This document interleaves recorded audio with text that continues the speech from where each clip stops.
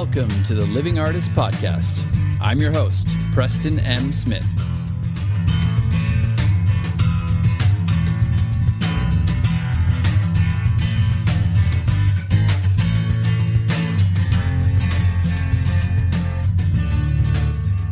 Hey, everybody. Welcome to the Living Artist Podcast. I'm Preston M. Smith, at PMS Artwork everywhere on internet land and socials. I want to thank you for landing on this podcast. Whether you're a professional artist, just getting started in the art world, a collector of art, or just consider yourself a creative person, this podcast has something for you. I like to think of it as a fun way to rant and talk to other creative people about living the life of an artist, surviving and getting ahead in the art world, and enjoying your life. But most importantly, not waiting until you're dead to make it happen. All right, let's get started.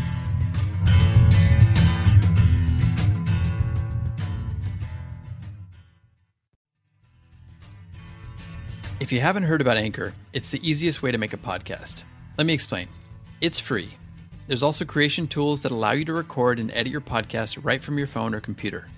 Anchor will distribute your podcast for you, so it can be heard on Spotify, Apple Podcast, and many more. You can make money from your podcast with no minimum listenership. It's everything you need to make a podcast in one place. Download the free Anchor app or go to anchor.fm to get started.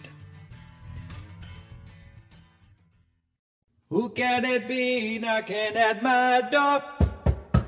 Go in, don't come round here no more. Best off if you stay outside. If you come in, I'll only run and hide. Who can it be now? Who can it be now? Who can it be now? Yeah. This is still going? Who can it? Who can it? Jeez. This is what happens when you zap yourself full of electricity all morning. You get a little bit loopy. Next woman who takes me on is gonna light up like a slot machine and pay off in silver dollars. Okay, that was old Jack Nicholson from a movie. Can you guess the movie? If you do, you're today's lucky winner. It's funny how much Jack's voice has changed over the years as he got older and smoked. Oh my God, it went from down here, next woman will take me on, to I'm using the word hate here about pills. I know. That's not a great Jack, but hey, that's the best you're going to get on an impromptu, electrified morning. You guys come here for the improvisational singing and mouth saxophone. Isn't that right? Isn't that why you came here? It's not? Oh, okay. Well, anyway, that's the best. Oh, hang on a second. I'm still on this. Much better. That probably sounds more realistic. Anyway, so yeah, I had a little bit of ambient sound on my voice. Maybe I should do the whole podcast with ambient sound. So I was just, a lot of the stuff, as usual, sounds kind of random. Sounds like it's coming out of left field, but it all ties together. I was doing my morning routine of putting paintings up and doing social media, and I was doing a little story, and I added a little Men at Work to it, and I had that song stuck in my head. Who can it? Who can it? So I thought I would just put it on here because, you know what? That's what was flowing in my mind, in my electrified, TENS-filled brain and body. Yeah, I've been zapping myself with some TENS today in the pelvic region. So hence the bad quote from the movie. I'm still waiting. I'm not going to give it away. But it all ties in, like I was saying, because you know what? Sometimes we really effort and struggle a lot to come up with like the best thing or the most difficult thing, or this has to look hard because, it's what I do, it's art or it's my business or whatever. So it has to be hard. Well, no, I'm going to pull a page from the Tim Ferriss experiment and say, what would this look like if it were easy? And a lot of times I use that instead of being my inner critic, instead of quieting what I'm thinking or going like, this is going to be stupid. You know what? It might be stupid, but I just power forward and come out with the ideas anyway. I just do it improvisational. So that's where the song came from. I just was like, you know what? This is what easy looks like. Instead of coming up with some sort of crazy, witty intro, I just went with it. I started singing and put it together. Sometimes that stuff just works. Sometimes people want to see the humanity. They want to see what something looks like when somebody's just being real. And that's easy. That's what easy looks like. It's not efforting too much. I didn't polish it. It was just me singing into a mic. I'm just a guy looking at a girl. No, it was just me, singing into a microphone without any preparation and improvising some saxophone poorly, I know, with my lips. And you know what? That's good enough for me. And it's probably better than what I would have come up with if I sat here for an hour going like, now let's see what would be the best intro to come up with. So we're going to talk a little bit about that. We're going to talk a little bit about what would things look like, or what would problems look like if they were easy. And we're also going to talk about a perspective shift, getting outside of yourself and stepping back to see yourself from an objective perspective, so you can make decisions easier and so you can make solutions come a little bit easier. Because, we've all had that friend who we see and we're like, well, they just need to do this. Why doesn't he just do this? Or why doesn't she just do that? That would fix everything. It all looks so easy from 10,000 feet in the sky, right? Everything looks peaceful from far away. But you know what? When you're in it, when you're stuck in it and you got all the context and you got all the people and all the programming in your head and all that stuff, the learned behaviors, you got all that loop playing in your head, it's kind of hard to step outside yourself sometimes and see things from an objective perspective and go, what would this look like if it were easy? So that's what we're going to talk about a little bit more today. A lot of this stuff is a little bit, esoteric, or it's a little bit complicated. I know we're talking about making something easy, but this is not a practice that you can do. Like you can go, oh, okay, I just need to work on this way, and then I will have it. I just need to do a couple reps of this, and I've got it. A lot of it comes from just being able to witness patterns. It's like pattern recognition in your own life, pattern recognition in your own art, and in your own head. That's where everything starts. Because like I said before in the other podcast episode, we're talking about putting a filter on your experience. You can filter your experience however you want. Sometimes you just got a negative, dark filter on there, and that's how you're seeing the world, and that's what's clouding your judgment. A lot of it is just being aware of that filter and aware of these patterns and aware of these thoughts and learning to step back from them. And yes, of course, that is something, and I've talked about this so many times, and so many other people have talked about this, and I don't need to go into too much detail about it, but meditation is a great way to train your brain to witness the negativity, witness the loop, witness the patterns, all those kinds of things. That is a great way to learn how to step back and be objective and go, oh, these are just thoughts. Or, oh, this is just something that I was, taught as a kid that I've carried on, has become programming in my life. Or this is just something that I started doing and it worked once and then I kept doing it. It's not working anymore. So maybe I should change my perspective or change my strategy a little bit here. Sometimes with meditation, sometimes with just taking a break, chilling the fuck out, and looking at things, you can go, oh, why am I still doing this?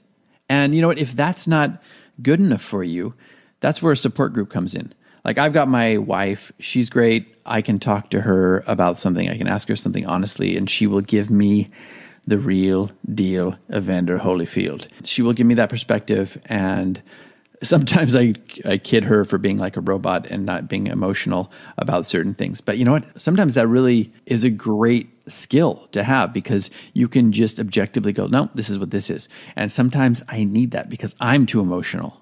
Big shock, right? Artist, too emotional. I'm emotional. I'm too attached to things. I'm too attached to my patterns and my feelings and my perspectives and all that. So I need someone to sometimes to go, you know what? No, this is just, you're just doing this again. Or, you just need to stop doing this, or you need to just be aware of this, or you need to make this little flip or this switch. So find somebody in your life who can do that for you. Maybe it's a best friend. Maybe it's a group of friends. Maybe it's like an artistic group that you can bounce things off of. Maybe it's a therapist. Maybe it's your mom. Maybe it's your dad. Maybe it's your dog. Hey, you never know. Maybe just bouncing the idea and saying it out loud to your dog is enough to give you some space to go, that doesn't sound right when I say it out loud. But that's important. Having somebody who can give you that objective perspective and tell you the straight dope. Give it to you straight, let you know what's going on, and then you can think about it. It doesn't always mean that this person's right, but a lot of times just having that other perspective and not getting emotional about that perspective or what that person says to you and just going home or going into the studio or, sitting in your meditation practice and thinking about it, mulling it over a bit objectively without emotion, feeling. Sometimes you'll go, you know what? This is right. Or, you know what, that didn't ring true, or aspects of this are true. And then you can figure out what you want to apply. That's a great way to get perspective and to let it marinate and decide if you want to go forward with these changes. I mean, another great way to do it is just be exposed to different perspectives. Read autobiographies of artists or, creatives or entertainers. Listen to podcasts like this one. I mean, you can listen to other ones too if you want, but you know where it is. Listen to podcasts, watch movies, watch documentaries, listen to artist talks. If there's a panel going on somewhere, go listen to that. That's a great way to get some different perspective, to hear from different artists. That's why I'm more than content doing these solo monologues all the time, but that's why I interview artists, is because I like to get different perspectives too. And I like you to have different perspectives. I like to bounce some ideas off of people and see if they stick or see if they bounce back at me. A lot of times, sometimes I'll ask leading questions, and every once in a while you'll get an answer you're not expecting, and it kind of forces you to step back and go, oh, I was coming into this with my own baggage or my own preconceived notion, and this person gave it to me straight. Or this person just said, well, yeah, I can see that. I agree with this aspect, but this is what I do. And then you hear what they do and you go, oh, wow, that's a different way to approach this. I hadn't thought of that before. I did not know that, Ed. That's wacky and wild stuff. Wow, I'm throwing some crazy old references in today. For those of you who are over 40, you might get that. Not that I'm over 40, guys. One day. But this is just something that's important. I listen to Tim Ferriss all the time, and Tim Ferriss is a guy who does a lot of, overthinking, and he practices a lot of stuff, and he's like a human guinea pig, and he's very cerebral, but he's open to trying new things, which I like. And sometimes he'll test certain things, and you come out of that with a different perspective. So test things in your own life too. Don't just be so rigid to do oh, this is what I do. This is what I'm sticking with. This is what's worked for me before. So this is what's going to continue to work for me in the future. No, not always. I've done some things. I have some things I got my bread and butter that still work, that I do every day. I plug in. But sometimes I can just feel myself getting stale, and I have to step back and go, is this really working? Is it time to adapt a little bit? Is it time to change the routine a little bit? Routines are great. We got to have them as artists, but you also have to learn to adapt and not to get too rigid. We are creatures of habit, and we like to do something that we recognize. Oh, I like to do this in the morning. I have my coffee. I put my stuff up online. I market it. I do social media. But sometimes you need to be open enough to step back and go, you know what?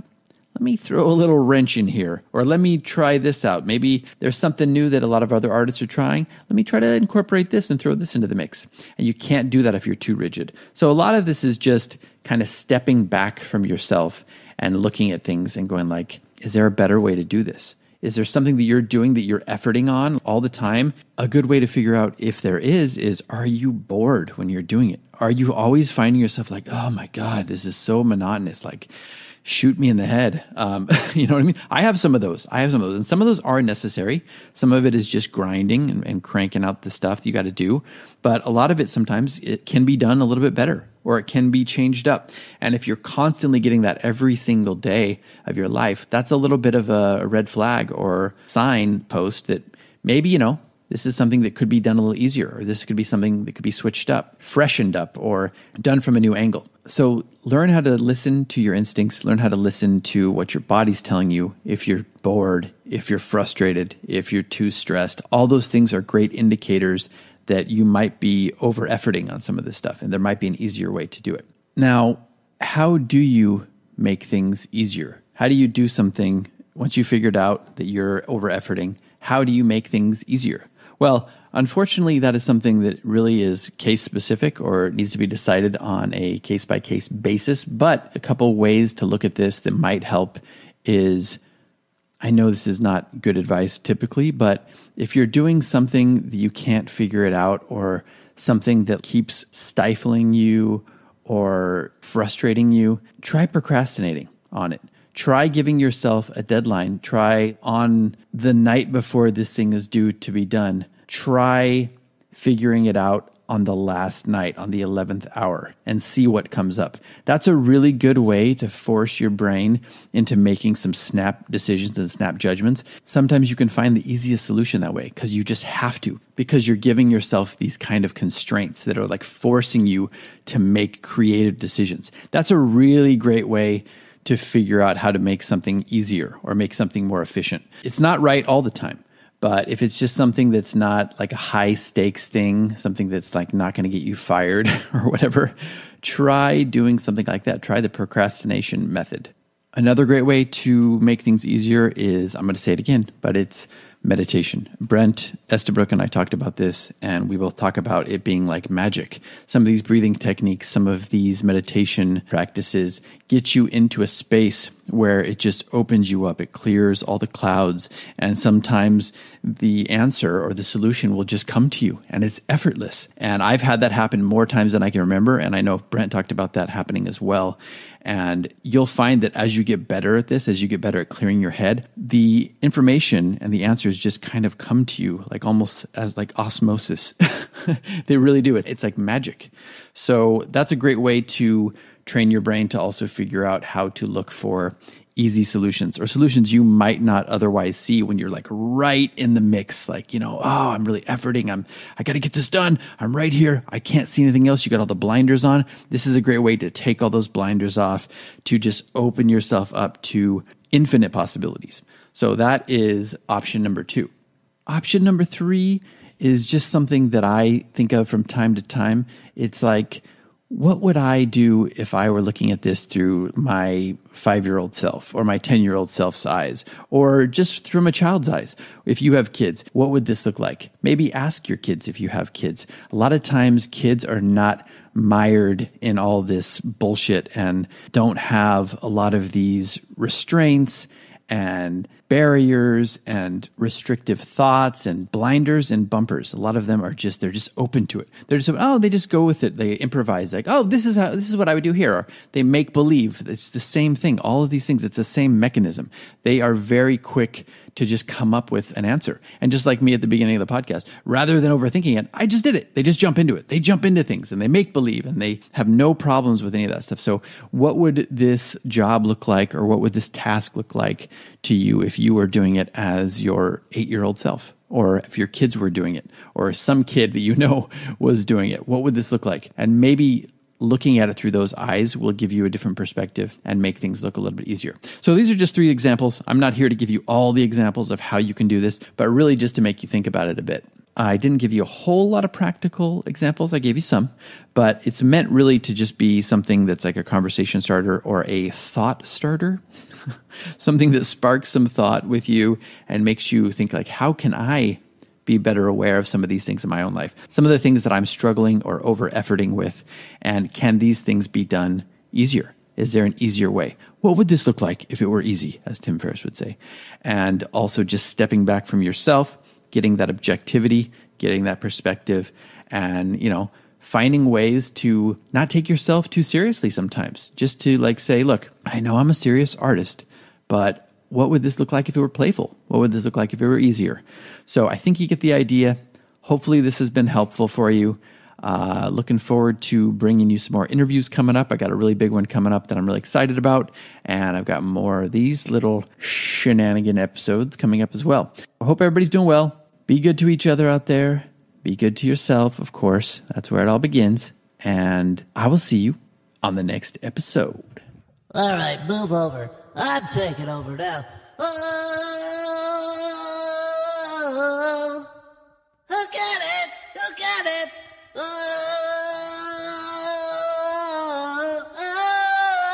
Oh, don't knock my door, baby.